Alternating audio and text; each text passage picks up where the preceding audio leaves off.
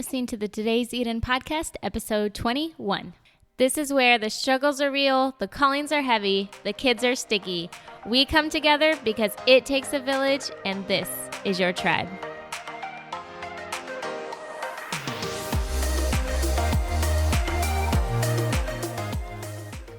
Oh my gosh, I am so excited for you to listen to the interview that I have for you today with Caroline Paul.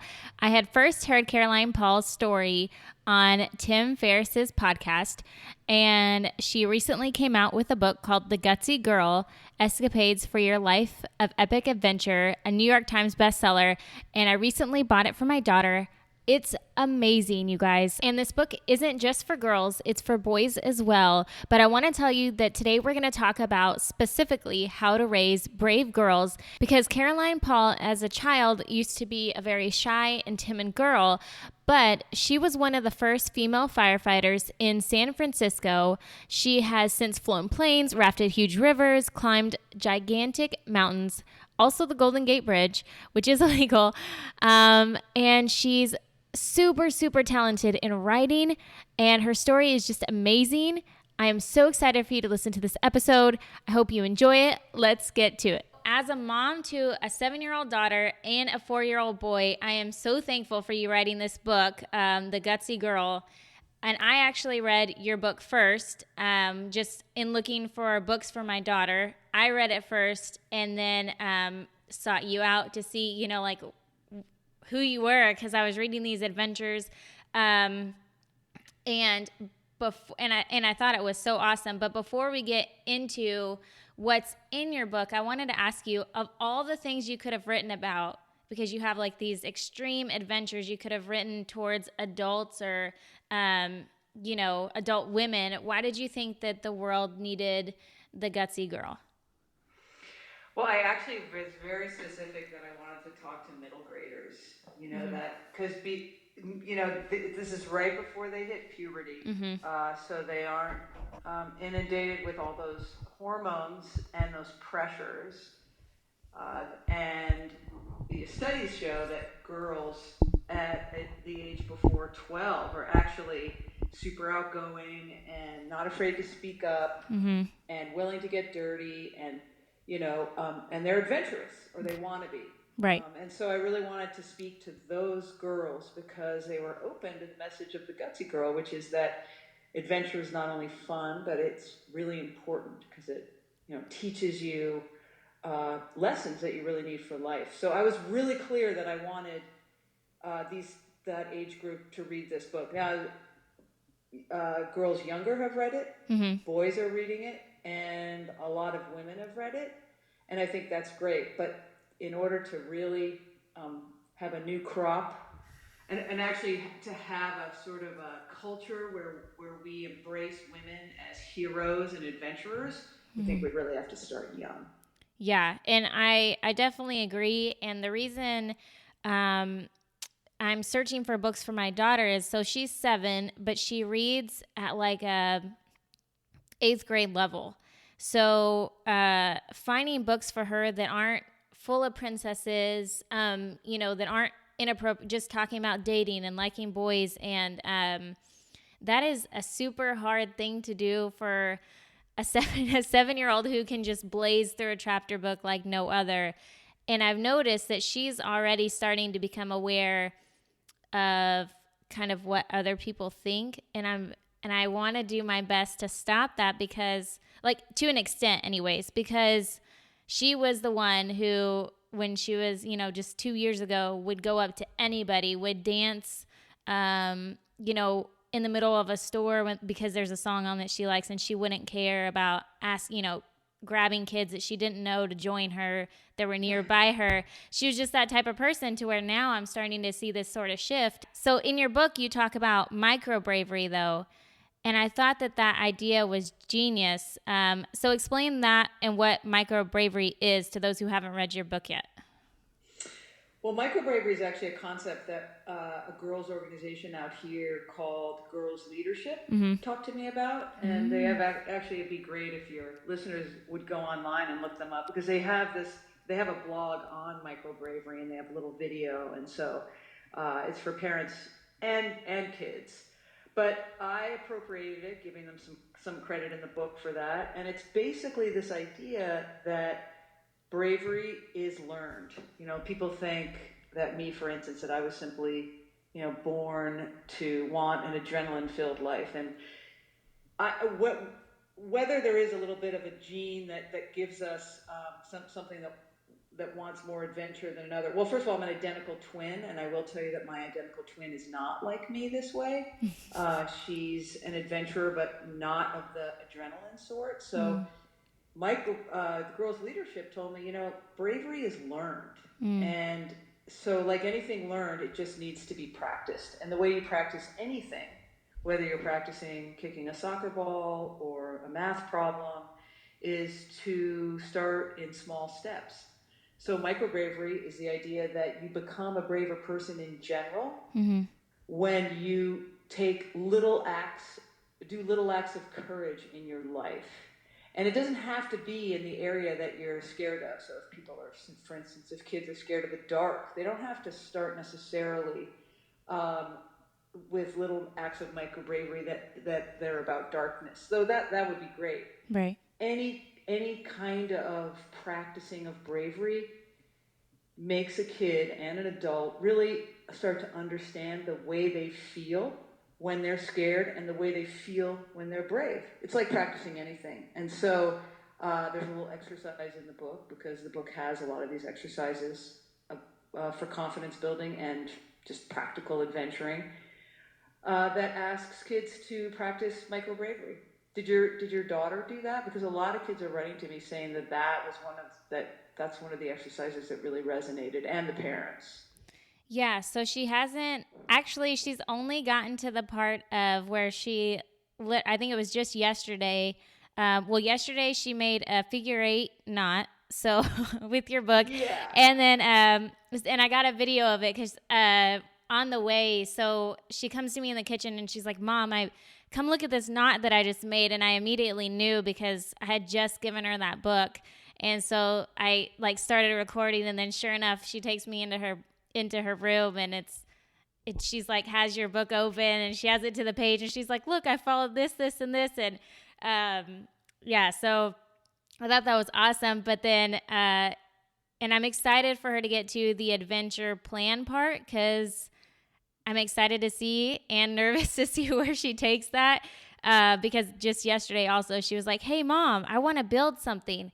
And we can use milk cartons. And I just was like, I just started laughing, having already read that part. But can you share the story about the milk cartons? Well, let me first just say I'm like totally just bowled over. As a writer, just to hear that kids are embracing these ideas it just makes me, I'm going to go out after this and dance a little bit. I can't tell you how happy it makes me when I hear that this resonates and that, kids are reading it. I didn't write down to kids, so I'm glad to hear that. I did think that 7-year-olds read at a much higher level. And obviously some don't, but there are many that do. Then I was told by an adult that if there is one word in a book that a kid doesn't understand, that means the book is too hard for them. And I said, really? Doesn't that mean you're supposed to look the word up? Yeah. And so I guess I was concerned because I actually was not writing down to kids at all. I mean, there's complicated concepts in there, and there's, big words, and it seems like kids are really embracing that, and I'm just really thrilled that your daughter at 7 is doing it. Really, I'm thrilled. Yeah. Milk cartons. Yeah, I'm glad she's doing the milk carton one. And when she gets further on in the book, there's probably some adventures you probably don't want her to have. Because as I say in the beginning, for those of your listeners who haven't read the book, I mean, this is a book of sort of mishaps and misadventures. And it's meant to show that adventuring is fun, but it also tests your skills as a person. And that, decision-making skills and teamwork skills. And so, some of them you don't actually want your kid to do. And in fact, the publisher was like, we really want to take out the story about you climbing the Golden Gate Bridge because it's illegal. And we don't want kids to do things illegal. Yeah. And I said, yeah, but I totally hear you. But first of all, kids are smarter than me, and they will not do this. They will read the story and understand it for what it is. Mm-hmm. And secondly, they're reading books like about girls that use bow and arrows to kill other kids. Yeah, that's true. And it's not like they're going out to get bow and arrows to kill other kids. I mean, girls are smart and they understand that, that stories are about lessons. And I think they take that lesson correctly. So, at any rate, milk cartons, really glad that it's going to take quite a few milk cartons. It took me 167 milk cartons. Wow. To start to construct what I wanted to be a pirate ship, but turned out to be really only a raft. Yeah, she's down for that though. She's like, Mom, all we need is milk cartons and 2 pieces of wood. Like, I was just like, okay. Yeah. I don't know where we're going to find milk cartons now. 1, 2, 3, 4, 5, 6 pieces of wood. Oh, okay. 2 big pieces and then some side pieces. So but still very, you guys could. Yeah. Yeah. So thanks for that extra trip to Home Depot that we're going to be doing. But yeah, so flying planes, rafting rivers, climbing mountains. And I do want to say before I continue on, I just had a side thought that yes, when I was reading your book, I did think that you definitely weren't writing down because I was cracking up. And so when I was reading it, and then I would laugh out loud. And then my husband would be like, "What are you laughing at?" I'm like, "This is such good sarcasm." And so now that she's reading it, I'm like, every once in a while, I'll check in with her. And I'm like, "Hey, do you understand what?" And then she might ask me something about, something small, but then she definitely is getting it. And so it's very interesting to see that. But yeah, so flying planes, river rafting, climbing mountains, and then being one of the first women firefighters. Was there anything, do you think, that contributed to that as a child? Like, did your parents talk to you about bravery or did it just happen? No, my parents never talked to us about bravery. I mean, I grew up in the 60s. Yeah. And basically, it was a different parenting situation. It was, I mean, they call it, free range parenting now? When you let your kids just go a couple Free blocks. range? We were like what I call pasture raised. Like, they let us, we basically left the house, and I lived in the country. Yeah. We left the house in the morning on a weekend, and we didn't come back till dark. And we also grew up in New York City until I was 8, and I actually took public transportation at a very young age, which my mom feels very bad about right now. But because I had to take 2 buses to school, 2 public buses in New York City to school. But at the time, that was normal. Yeah. So, and my mom also, and I've talked about this in other places, but my mom had a mom who was really quite fearful and thought that her 2 daughters would get injured if they did anything remotely physical, playing outside, certainly things like camping and hiking and new sports were out of the question. So she didn't do any of that. And then when she was 21, she told me that she went on this ski trip with friends and she didn't get hurt. She didn't die. Yeah. She had so much fun. And she realized that she had missed out a lot when she was a kid. So when she had her own kids, she was determined that we would simply try everything, including outdoor stuff, so that our childhood would simply be more fun and exciting. And there was no sense that she was trying to make us braver or better people or, build our characters. There was none of that. It was just that she wanted us to have fun and excitement. Yeah. I was the same way. I mean, but I grew up in the 90s and in Garden Grove, California. And we did the same thing, and we would ride our bikes all over Garden Grove, me and my friends. And I was probably between 6th grade and 8th grade. And my mom would tell me, when be home before it gets dark. And I would just tell her kind of a general idea of, hey, I'm going to this friend's house and that's where I'll be, or we're going to go there.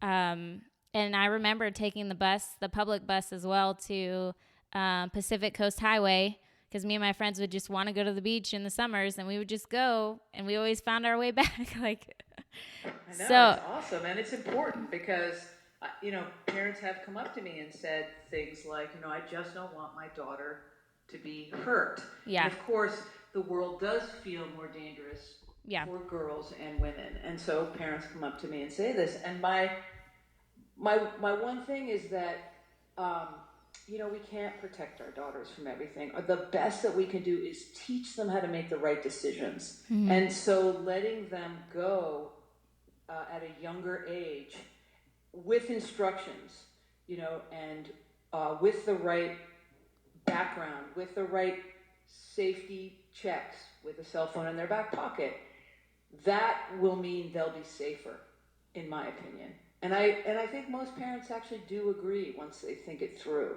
Yeah. Yeah, we've definitely it's weird now today, because I feel like I'm having conversations that I never thought that I would have to have, like telling her what to do if somebody was to break in the house, and I'm not coherent, or I'm not, awake. What should she do, or things like that, or if somebody approaches her, where does she run, or what does she, and those are things that I didn't really, when I became a parent, I didn't anticipate. Like, I just didn't, that's not something that I thought about, especially at 7, having to explain to her of what to do. Right. It's a thin line, because you don't want to scare your kid. You Right. don't want to, scare them in a way that's paralytic, or even that's just makes them despondent about the world. Mm-hmm. So it's tough. It is tough. But I have a friend of mine. He started teaching his kids, because he has 2 girls, to drive a car. He would have them on his lap, and they would go out to fields when they were like 8. And I said, Eric, why? Why are you doing that? And he goes, because by the time they're 16, they'll be really good drivers. They will not get hurt. And that was actually a really good point. Yeah. We've tried that with our daughter, though. We had I guess it's like a go-kart kind of thing in my father-in-law's pasture, and so my husband had our 4-year-old sit in his lap and, sort of test it out. And then he also had our 7-year-old sit in his lap and kind of test it out. And our 4-year-old drives better than our 7-year-old currently. So we're working on that, because I'm like, yeah, she won't drive until she's 20, and if that's the case. But so you mentioned, I don't remember, but you wrote several op-eds that I read every single one of them. But in one of them or somewhere, you said that boys, or maybe it's even in the book, but boys grow up steeped in this idea of bravery, whereas girls are given the word fear in the exact same situation. So when you said that, I thought about me, and my initial reaction was like, nah, but then I feel like I am aware of it, so I am kind of more correcting in that, but I do see how in some places I do that. So why do you think that is? Why do you think that, or how did that come about, that we are always kind of encouraging bravery in boys, but then we're more protective of our girls? I think, well, first of all, it's something that both moms and dads, women and men do. I do. Yeah. I think we all have this unconscious belief that a girl is more fragile than a boy. And it starts really young. They've done studies where we parent our kids differently from the youngest of ages. Mm-hmm. I don't know if you've heard the study about the kids in a intensive care unit when they cry. No, they timed the responses, the soothing response of the nurses and they showed that they delayed soothing a boy more than they delayed soothing a girl. So this idea that boys should handle things and that girls are different that way starts really young. And there's obviously a dark flip side to not soothing a boy really early. Yeah. And there's no question that there's a dark flip side also to this insistence that boys have to be brave. Right. What I deal with more is the fact that there is a dark side to this idea that we are constantly instilling fear in our girls. So there's studies that show that I've written about that we caution our girls so much more than we caution our boys. And the message that we are telling our girls when we do that, so when I say caution, I mean a lot of it is in the physical realm, like the studies on a playground. And so when there was a fire pole, ironically, in a playground, and they watched the way parents, both moms and dads, reacted to a kid who was about 6 playing on that pole, and they saw that parents were really, most moms and dads were very likely to caution a girl about the dangers of that fire pole. And then if she wanted to use the fire pole, they were very likely to assist her. And then with the boys, even if the boy was scared of the fire pole, they would encourage him to try it, and they taught him how to use it on his own. So what we're telling girls there, and what it shows that we believe, is that they're more fragile and that they're not able to handle as much. And of course, as the mother of 2 young kids, is that physically, girls are often stronger than boys at this age. I know me and my twin sister could beat all the boys in arm wrestling until 8th grade, and then all of a sudden it flipped. Yeah. But until then, girls were taller, stronger, and more mature. Yeah. But we don't act like that. We actually teach girls that that they need help, that they can't rely on their own decisions and their own sort of hazard assessment skills, and that they probably shouldn't do a lot of things because they're liable to get hurt. So where do we start focusing more on bravery and less on fear? Not necessarily like encouraging that fear is a bad thing, but how do you not let it overpower things like courage and the desire to try new things? Yeah, because fear is important. Fear is an important flag that we use when we're looking at a situation to see whether it's going to be dangerous to us. And I've said this a lot too, is that we're not against fear. I just really believe that we encourage it in girls, and you'll see it too. You'll hear it in your friends, your female friends, how we're very quick to say as women how scared we are to do something like change a car tire. And as a firefighter who ran into burning buildings, the idea that changing a car tire incites feelings of fear is kind of weird to me. Yeah. And I think if women really examine their feelings, it isn't fear that they're talking about. There's anxiety, there's a sense of unself-confidence, but if they really examine their feeling about changing a car tire, it wouldn't be fear. And men are taught to do this because for them, they're not really allowed to be scared a lot. And I'm not a big fan of that. I think men take up the slack for a lot of women when women step back and say, I just can't do it. And men, they've been taught that they have to be able to do it. Yeah. And so I've seen this where they don't know what they're doing, but they step up anyway. Yeah. And I admire that. So women really need to start doing that too. Not only to take the pressure off men, but because it's really important for our own confidence and our own independence and our own safety. Do you think that some of these kind of crazy, epic, intense experiences that you've been through have given you insight into kind of that balance between fear and, bravery and courage and... Oh yeah, most definitely. I'm always been really interested in the psychological aspects because I valued bravery early on as a kid. Yeah. I thought it was a cooler way to be, and it opened up my life to all these adventures. And I'm talking adventures like getting on your bike and going down a steep hill on your banana seat bike with the brakes that are foot brakes and are liable to fail.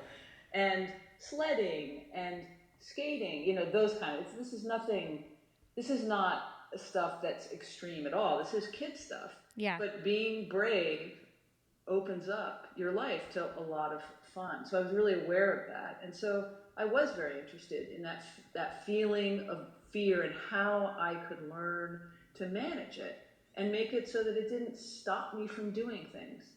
And as I got older, I got more interested. And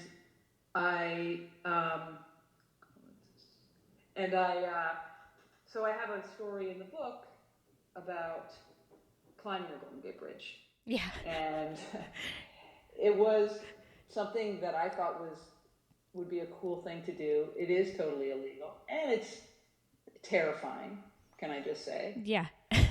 But me and four of my friends, in the middle of the night, climbed up over a sort of lame fence barrier and walked up the cable of the bridge to the tippy top, which is about 70 skyscraper stories above the water. Yeah, no. And it's a very, very frightening experience because there's just nothing around you. But in reality, it's not physically difficult. Nothing really could happen to you. You couldn't really fall off unless you panicked. It's simply a walk.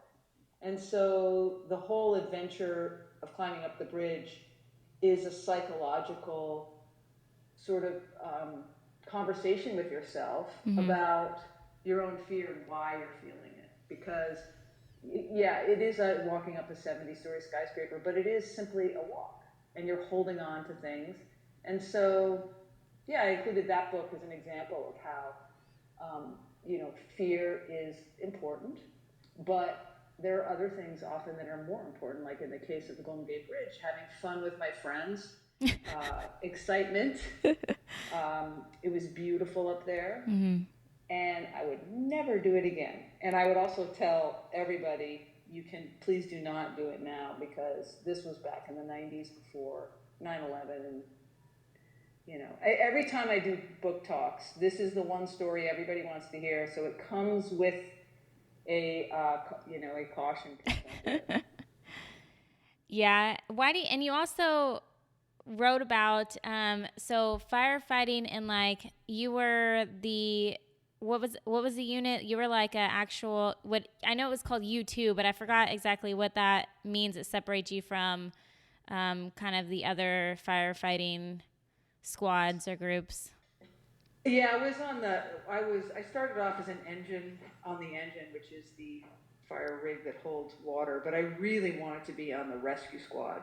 And the rescue squad was a specialized unit that was responsible for the rescues and fires. So we went to all the fires. We went to more fires than anybody in the city. And then we would be responsible for surf rescues and scuba diving, body recoveries, and tunnel collapses. So we were sort of the Batman of the fire department. And that was where I wanted to be almost from the beginning of my career, and I was so for most of it. Did you feel that as a woman you kind of had to double up your game? Because I feel like even now, with the strides that women are making, sometimes you feel like you have to be it all and then some, especially when you're in a predominantly male atmosphere. Did you kind of have to? Yeah, for sure. And partly I understood. I mean, this was 1989 when I first got in. Yeah. And Title IX, which gave women and girls equal access to sports, had only come in 1972. So it was kind of my generation. That was the first generation that was sort of sports aware. So a lot of firefighters had not grown up with women who were strong and fit and brave. It wasn't part of the culture. Yeah. And I came in, I was already flew planes. Had been a whitewater rafting guide. I was on a team that did first descents of rivers around the world, and I was already a paraglider. Adventure was not something that was unknown to me at all, nor was a concept of bravery and pushing myself. And I was very fit because I had rowed in college, and I was also a product of Title IX. But I understood why people doubted whether women could do the job, because firefighting is really a physical job, very physical. But I was, nevertheless, I really felt like, um, here I am, I'm clearly fit, I can do this work. Uh, do you think I should be a firefighter? And resoundingly, it would come back as a no, because it's very hard for people to break out of their perspectives, and it is for me too. So I sympathize. But then once I got on what was pretty much the most badass rig in the city, Yeah. I mean, you couldn't really say much about my experience nor my ability. I mean, I'm not saying I was the best firefighter ever, but I was solidly a solid firefighter on the busiest rig in one of the busiest cities in the country. Having to see all those things that you saw as a firefighter and doing some of those rescue things, how did fear and bravery come into play in those like how did you channel it? And yeah, because I just reading some of your stories, I'm like, I don't know how you I don't know how, like I guess it's one of those things when it's going on, it just kind of like you go into game time mode, or like, and you're not thinking about you, to where it's more them that you're focused on, and your fears kind of go out the window. But at the same time, I don't know, because I haven't ever been in that position. So how did you in those instances channel the courage and the bravery over the fear? I mean, when I got into the fire department again, like I was already very used to physical danger, and so That's true. running into a fire was not the hardest part about the job at all in terms of bravery. Yeah. Where my bravery really had to come into play was definitely in the more intimate moments, in the moments where you're doing CPR on a baby, where you have to tell, a daughter that her father has died, or my very first dead body was a murder victim. I think those were the kind of emotional assaults that were harder for me. Yeah. Running into a burning building, like I know this sounds hard for people who are not firefighters, but I loved it. I loved running into fires. But where I really became a better person was through the medical calls and in the firehouse. Yeah. And I wonder if, and that kind of really interests me, the fact that you said, that it's the intimate moments, because I feel like now we kind of shy away from, like we have Facebook and we have Instagram, and it's like we have all these friends that we're connected with. And I know as a mom, it's one of the challenges too, that, we have all these friends that we're connected with online, but yet like reaching out to somebody now by calling them, by saying like, hey, let's meet up face to face. Or I feel like, and as little as it sounds, like compared to, dealing with a dead body or whatever, but I feel like somehow we got to the point to where we're fearful to engage with each other now. Yeah, I'm so, I'm hesitant to sort of blame technologies. I think that kids, first of all, these days I find them great. Yeah. And I also find them really articulate, and it's just kind of the newest mode of getting, it was sort of our version of sitting on the phone for hours, pretty much saying nothing. Yeah. Is going on, through their texts and their Snapchats and whatever. So hopefully, I mean, I don't, hopefully we won't lose that human connection. I doubt it. And if we do, it's because we've always been trying to dodge the human connection. Yeah. Maybe it's just making That's it easier. That's true. So I was listening to your episode with Tim Ferriss, because my husband is a diehard Tim Ferriss fan. And I thought it was really interesting when you guys brought up the idea that women in general talk a lot about their fears, but not about being brave. Why do you think that is? Well, is this something, did that resonate with you?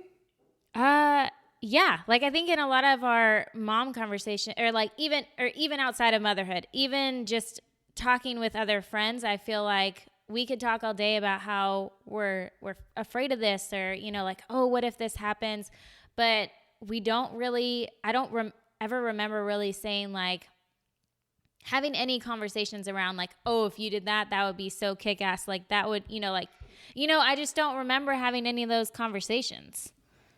Yeah, I think it's really insidious. I think that women are taught at a very young age that it's okay to use fear as an excuse not to do something. And why this makes me so sad is because a lot of the things that we're scared of is simply stuff that's outside our comfort zone. Yeah. And so it's not going to hurt us or kill us.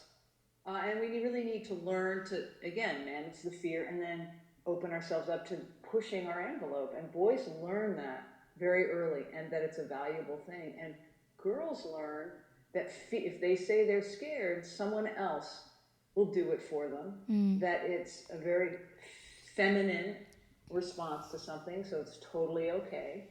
And as a result, I think it's really limiting, and we grow up then to be women who suffer from what is called imposter syndrome. And a lot of women have come up to me during my book tour with Gutsy Girl about imposter syndrome, this feeling that they really don't deserve and shouldn't be where they are. Yeah. And I don't think there's a lot of men that have imposter syndrome, because they've learned very early on to value that what their insides, what they have inside, their bravery, their decision-making skills, their friendship, their ability to be a good friend. We are taught early on to value our outer aspects, our looks, how nice we are, and it's so.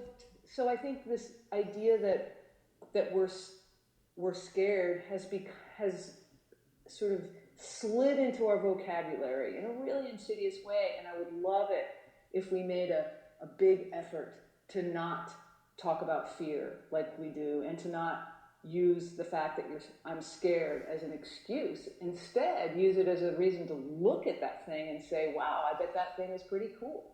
Yeah.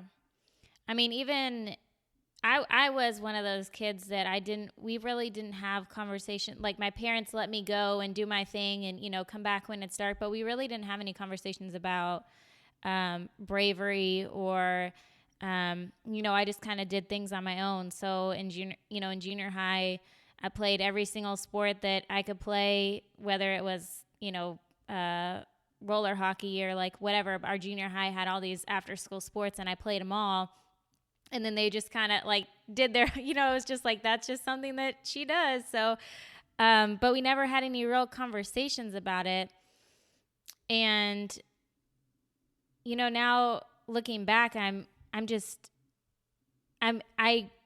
can see where when I got older, how I definitely relied on, okay, it's my looks that get me from here to there. It's, the way that I look on the outside will get me from here to there, and that's about it. And then when I was actually challenged, or when I had like a dream, like when I was creating this podcast, I really had to practice that, getting outside of my comfort zone. And it really took my husband to tell me, like, to go through, like, okay, well, what is going to be the worst thing that happens when you create this? Like, is it going to hurt you if you fail? Well, no. And then is somebody going to be offended if you fail? And no. And so I had to go through all these things that I had never really had to think about or look at things that way, to where, now when my daughter does something, I'm like, okay, but are you going to die? Like, are you going, is this going to hurt, is it going to hurt somebody? Like, especially when her and her brother are fighting and, she comes, well, she's sticking to her guns about it has to be a certain way. I'm like, well, like, is he hurting somebody? She's like, well, no.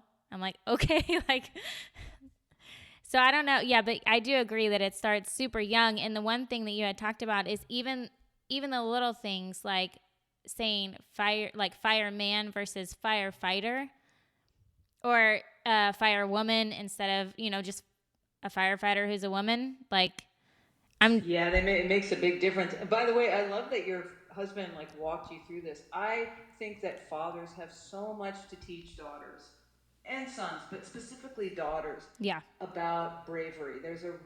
And again, like, bravery is not and so Gutsy, there was a story that someone told me that um, really made me feel like, okay, I think I hit the nail on the head. And that is that her niece, this young girl of 8, Mm-hmm. was really like, quote, scared of her own shadow. That was what the aunt told me. And so she gave the Gutsy Girl to her niece. But more than that, they read it together Mm-hmm. while the niece was visiting the aunt on her farm. And over the week, she saw her little girl, her niece, blossom. Not necessarily, I mean, of course, the book, it's fun to read a book and stuff, but what it was is the niece suddenly had a concept that she didn't have before, which is that she, as a girl, could be this thing, which is gutsy, like trying these new things and climbing trees and petting the animals. And this whole, and she could put it in this, under this rubric of bravery. And it was like it had just, all she had to do was be given that concept and then a little bit of adult supervision, because she actually was really an anxious kid. And it just in a week she blossomed. That it's like you have to, girls aren't taught that this is a possible part of their paradigm. Yeah. How powerful is that? And that's what men can do for their wives. Not that you needed tips on being gutsy, but maybe like I probably did. step-by-step process, because Yeah. boys do it all the time. Yeah. But I mean, something as little as that. So when I took my daughter to the fire station, there happened to be, a firefighter who was a woman. So then when I was thinking about this, I was like, oh my gosh, did I tell my daughter? Like, what did I say to her when I was talking to her about that? I was trying to think of, did I call her a fire woman? Or like what, I was trying to think of what I had said. But to see, that was probably I was like almost in tears when, and I'm just sort of like that anyways, when it's I don't know. Anyway, I'm just kind of an emotional person when it comes to those things. But when I took her, and there was a firefighter who was a woman, and she happened to be there when we showed up, and we were touring this fire station, and for whatever reason, this firefighter took a liking to my daughter, so she brought her up and was like, had her try on all the gear, and like my daughter was just like lighting up, and she just thought she was like the most badass thing, and it was really cool, but also kind of, now when we talk about it, kind of, I don't know what the word is, but, just, I want to say sad, but that's not true, that she only thinks of that one station having that one firefighter that's a woman, because there's not very many of them. And so, yeah, but having that opportunity for her to see somebody in real life that is just like her, that has the same parts as her, like for her to relate and see that she's brave and that she is not doing what society says is like typical for her to be doing, or what, it was just so awesome. It was an awesome experience. Yeah, that's really it's powerful, and I'm so amazed. It's an interest. There are women firefighters, just like there are female police officers. Right. And I was actually sort of lamenting recently that there weren't any female wingsuiters. Okay, now I understand that my sort of like my world is different from other people's. Yes. So I don't mean that I want girls to be wingsuiters by any means. This is all like a metaphor about people getting outside their own comfort zones, not my comfort zone. Yeah. And I think, again, kids get it. Kids get it. They know that they won't necessarily want to raft a river in Siberia, like I have in the book. They won't want that, but they love to read that story, and they do get lessons from it. And it's just about pushing comfort zones. So I know there are people who are like, oh, I don't want to, my girl is, she's not that outdoorsy, or she's not that adventurous, and she won't like the book.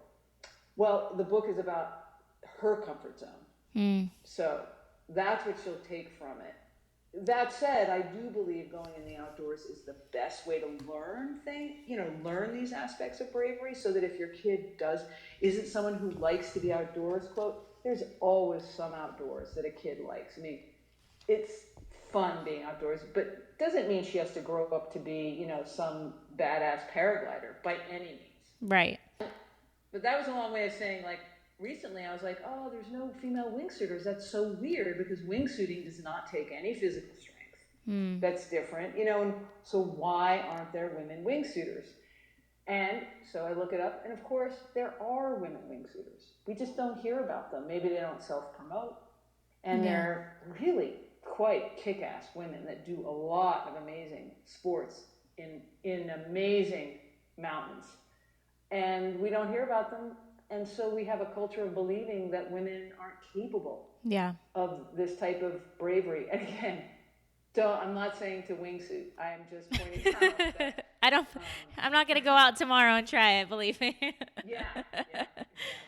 No, but I do appreciate that in the book you included like quotes from women, like very powerful quotes from other women. You talk about, heroines. You have a little section for them, but then you also have like daring do's. And so it was so awesome that one of the first daring do's that you wrote about was connecting with someone new because, like I said, all of a sudden my daughter has become a little bit shy. And so I'm interested to see how, like you said, this book is more about them working outside of their comfort zones. And I feel like these daring do parts kind of ignite that and giving them practical ways to practice slowly, like working outside of their comfort zone. Yeah, and I really imagined this book being read with parents. Yeah. So that parents could kind of do the activities too, like finding the North Star with your kid. How fun is that? Yeah. I mean, going outside and looking at the stars, or making a compass, or these, working out power sentences, which is one of the exercises, which is a sentence you say to yourself in order to remind yourself to feel confident. I mean, we all need that. Yeah. And I'm definitely a believer in that they kind of watch what we do, so more so than do what we say, and definitely has made me aware that I can't be like hypocritical. I can't expect her to be all that I want her to be if I'm not trying to do those things myself. And so this has really challenged me to step up my game, to be, to example to her that I can do, I'm going to test my limits as well. And it's okay for you to do that too. But if you could give moms listening some, like, your couple top tips on how to raise brave kiddos, or like what some pointers could be that we could really walk away with, what would you suggest? Well, one thing is that I think to really look and see how you are cautioning your daughter differently than your son. If you do have a daughter and a son, or if you just have daughters, then just look and just notice how and then ask yourself why. Like, because really the message that you're giving your daughter is that she's not good enough to do something most of the time, not all the time. Yeah. But this sort of willy-nilly cautioning, I think, is really reflexive, and it does. It's hiding a belief that she's just less capable than your son. So I think that parents should just be aware that maybe some parents aren't doing that, and that's great. But look at that, and then work through when your daughter does say that she's scared, which she will, because frankly we are culturing our girls to do that. Yeah. Just walk through like exactly what you were doing with your daughter, ask those questions, exactly what your husband did with you. Like, walk through with your kid exactly what it is fear is, and what it is bravery is, and let them understand the line and how that's transformative when they find that ability to see their fear and put it where it belongs, and then really access their bravery and use their decision-making skills and their risk assessment skills too, or help them learn those. And it's really wonderful to see, like I said, how fun life is. Yeah. When you let your kid open up to that, but also just how much they can learn from that. I mean, it's just so important. Yeah. Yeah, and then no, go ahead. Thought that I know it's going to come to me. Okay, go ahead. What were you going to say? Oh, no, no, I do that all the time. But no, yeah, you wrote an article for the New York Times, and that you saying, when they're take the opportunities when they're younger, it reminded me because you had said, and I know you've talked about this sentence a lot, but that, that when we become women, we have shelves lined with female empowerment books, and I was like, oh yeah, that's me. And then, but that those books are great, but they come far too late, and that is so true. Because like now working backwards, I'm like, crap, this would have been a lot better if I had, kind of had some foundation here instead of me trying to like basically teach an old dog new tricks. And that is awful. I mean, it's Well, good, but I it's, yeah. envision this perfect future where girls and women understand that, looks are whatever, they're fine, but they're not really what get you through life in a happy way. Yeah. And, relying on your own inner strengths is so much more fulfilling. And I think that just culturally, we're not told that as girls, and we almost also don't get that as girls. I mean, I too get a lot of attention for my looks. I look like someone who's famous because I have an identical twin sister who's an actress. Right. So I understand implicitly what that is and the power of that. But it also doesn't feed me. It doesn't fulfill me, and it has never really given me super awesome, fun, adventurous lifestyle. Yeah. And before I finish off and ask you my last three questions, I just want to like thank you for writing this book, because it does encourage my daughter and hopefully when my son can read, to be brave and to have fun. And, hearing, your interviews with other people and reading your articles, it has kind of expanded my mind and the thoughts that I have as a parent and as a woman. And also something else that I thought was really good is that, when picking books out for my kids, I tend to, and I'm going to admit this, but I tend to buy books for my daughter that can be for boy or girl. But when I buy books for my son, I tend to lean just in books that are, quote unquote boy books or whatever. But now can totally, and I'm so grateful for realizing that it's important for him to read about female heroines. And,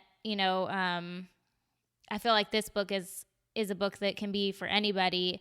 And so I feel like this is a great example of where he can see how, yeah, it's geared towards, it talks about your adventures and you're a female, but yet like it's just an adventure book. Like who isn't going to love it? And so I'm just so grateful that you're encouraging fun, bravery, and something so awesome for my daughter. I'm so grateful for that. So thank you. Oh, thank you so much, Ashley. That really means a lot to me. Thank you. And you're right, by the way. I think that's exactly the thought that I was trying to access, which is that I really think boys should read this book because I really want them to see that girls are kick-ass and that they are amazing and they're brave. Because the book again does give examples, not just my mishaps. It is example. There's short bios of women from around the world and back in time. And so they'll realize that that women are just as capable. So, and also, of course, boys love to read this kind of book. Yeah. When I almost hurt myself all the time. Yeah, I don't know. I was reading it and I was like, she is insane. Like, I think your mountain climb in Denali, I was like on, because you kind of held off and you kept like stringing me along to like what happened if your friend, and I'm like, what happened? That adventure was definitely not my finest hour. I had to swallow a lot of ego to write down some of these adventures because um, I do want to also emphasize that I am completely not an expert at anything. I'm very mediocre, and I'm not trying to be coy. I'm not trying to be like, oh no, you're not. No, really, I'm mediocre. I just simply love adventure and love being in the outdoors. Mm-hmm. And so, this is not about being a superhero. This is at all, because I'm so not. but it is about having, fun and just seeing life through the paradigm of bravery instead of fear. Yeah. It's definitely an interesting scope to see it through. Definitely not having climbed really anything higher than like a typical mountain it was pretty awesome, and definitely something that has stirred something in our family. So what is the most influential book that you've read? That's like a big question. So I know it Yeah, might be and hard. you know what? I see now that you actually sent me these questions and I have not prepared. See how you Uh, are. I clearly missed this in our wonderful texts. I'm so sorry. It's But okay. the most influential. Well, so there is a book that I give away a lot, Uh-huh. and I think I might have mentioned this before. And it's by H.A. Ray, and it's called The Stars. Have you heard of it? No, I haven't. Well, it's this great book on constellations, and H.A. Ray wrote Curious George, Oh, but he yeah. also did this book on how to pick out constellations in the sky. And when you look at constellations and you look in those sort of old stuffy books, and they don't look like Leo the lion, and it No. doesn't look Yeah. like Boethius the huntsman. It doesn't look like the dog. Right. And you're like, wow, okay, that scribble in the sky is supposed to be the hunting dog. Okay. But he redraws those very same stars. So they actually look exactly like what they say they are. So Leo looks exactly like a big lion up there. And Ursa Major looks like a bear. And it's amazing and really fun. And it's a very easy book to read. And I got it when I was in high school and learned all the constellations in the sky in our hemisphere. Now I'm not so good at them, but I give that book away a lot because I think that as somebody who's outdoors a lot, I love looking up and recognizing the sky no matter where I am. But I also think it's really important for us to keep looking up there because we need to know how tiny we are in this universe. Yeah. Because once we get the hubris of like, we're the only ones around when we no longer see a night sky, is really going to be a problem. So Yeah. that's a book I love, and it's H.A. Ray, and it's called The Stars. I'm going to definitely have to check that out because my daughter, she loves that kind of stuff, looking for constellations. But I was the person who totally looked in the other books and was like, I don't see, I don't get Right? how that looks like. So I just thought it was just me. I was like, okay, I'm just going to accept that I don't see what everybody else sees. If you could empower women in one way, what would it be?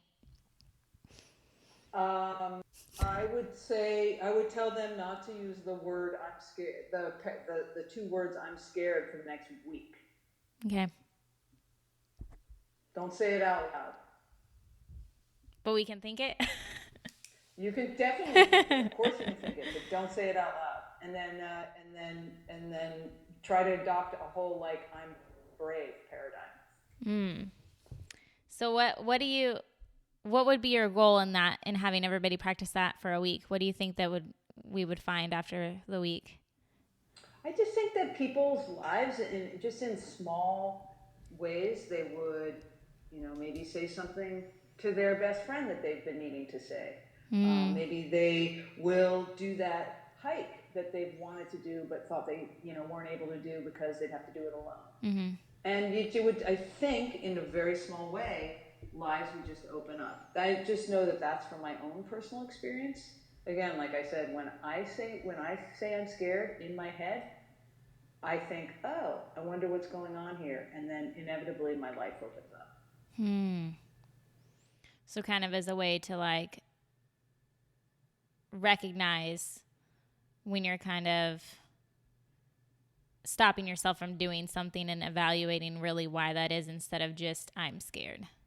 It's like a street sign. Yeah. It's a little bit of a street sign. Just read it and go, oh, okay, something's up ahead. Yeah, that's good. If you could tell your younger self one thing, assuming that she would listen, what would it be?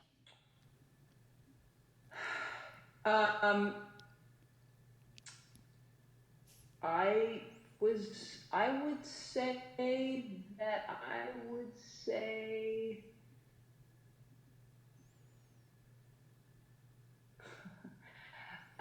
actually life gets better as you get older. I hear that that's true. Yeah, it is true. It is true. And the other thing, I used to laugh. All the older people in my life, like my dad's aunt or cousin, the sort of people who are my parents' age. Yeah. The one thing they would say to me is, "At least you have your health." And I would be like, "What? What a dumb thing to say. Of course I have my health." Like, I had no sense of that. Yeah. And now I see exactly what they're saying. Like, having physical health is such a wonderful gift. And so please take full advantage, by going outside, by experiencing life fully with all the senses, because, and I'm going to be saying this to young people now, and they're going to be like, "What?" And I'll be like, "I know exactly what you're thinking. You just wait." Yeah, but it's definitely true. And everybody, so I'm 28 and I'm moving towards 30, eventually. And so everybody's like, "Oh, wait till you're 30. It's going to be better." Like, and I don't get it. I'm like, okay, but I already did. And people, it's annoying when people say this. It is totally annoying because you're like, "You don't know me."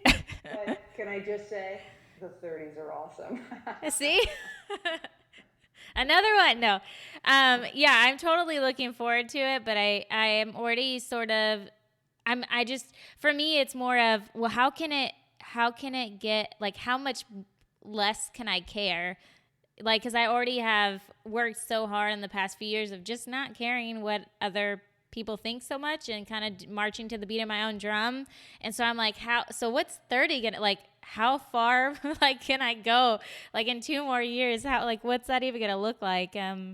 So yeah, you're probably well ahead of those of us who are in our 20s, and our ability not to care, especially as women. You're probably ahead of us, so your 30s are going to really rock.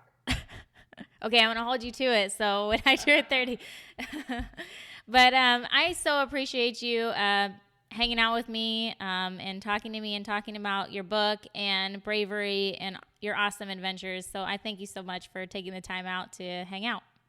Oh, thank you so much, and I really appreciate you getting in touch, and it's been really, really fun. Hey guys, I hope you enjoyed that episode, and if you want to check out Caroline Paul's book, The Gutsy Girl, Escapades for Your Life of Epic Adventure, you can get that free at audibletrial.com/today'seden. Also, you can use your free book to purchase H.A. Ray's The Stars to check out the constellations. I have all those also linked in the show notes for this episode at today'seden.com/podcasts/021. That's podcasts/021. And there I'm also going to link Caroline Paul's TED Talk on raising brave girls and link her articles that she's written as well. You guys, I cannot tell you enough how much this book has encouraged our daughter to step outside of her comfort zone. And really, Caroline comes up in a lot of our conversations every day, and we have never met her. We've just read her book, and I've shared what I've learned from her TED Talk and this interview. And often our daughter will ask us, "I wonder what she's doing right now. What adventure is she doing right now?" And that is so cool. And when our daughter does something that she feels steps out of her comfort zone, she is excited, and that is just something super awesome to watch. So thanks again, Caroline. I also wanted to remind you that the Today's Eden Tribe Facebook group is now open, and that group is designed to help surround you with people who get you, people who understand the struggles, and people who are here to talk you off the ledge if you feel like things are overwhelming or you aren't good enough, which is often something that we all struggle with. And most importantly, my hope for the group is for us to just bring the light to the struggles that we face as women, mothers, and wives so that we can live in more freedom to have community together. And so, yeah, I would love to see you in the group. You can find the group at today'sena.com. In the upper top menu of the website, click on Today's Ena Tribe, and there you can join us. The quote I want to leave you today is by Melissa Tumino, and she says, "The thing about being brave is it doesn't come with the absence of fear and hurt. Bravery is the ability to look fear and hurt in the face and say, 'Move aside, you're in the way.'"